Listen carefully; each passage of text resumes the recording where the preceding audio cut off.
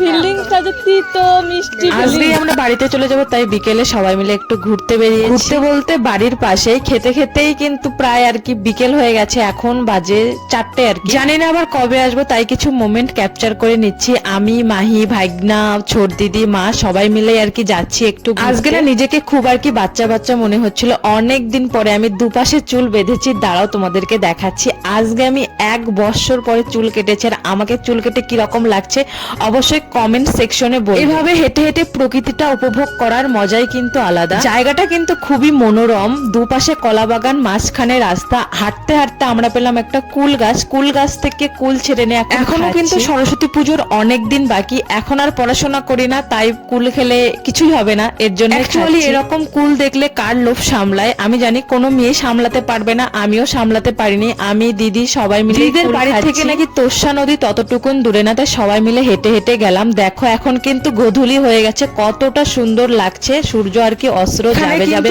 ওই যে ওই ভিডিওটা করলে খুব সুন্দর হবে। তো কোন ভিডিওটা? প্রেমের জোয়ারে দুকুল ভেসে। যাই হোক, সবাই কিন্তু এই গানে রিলস বানিয়েছে, শুধু আমি বাদে। কিছুক্ষণ টাইম কাটিয়ে আবার সবাই রওনা হয়ে গেছি বাড়ির উদ্দেশ্যে। দেখো জায়গাটা কতটা সুন্দর, খুবই ভালো লাগলো। আর তোমাদের কিরকম লাগলো অবশ্যই কমেন্ট সেকশন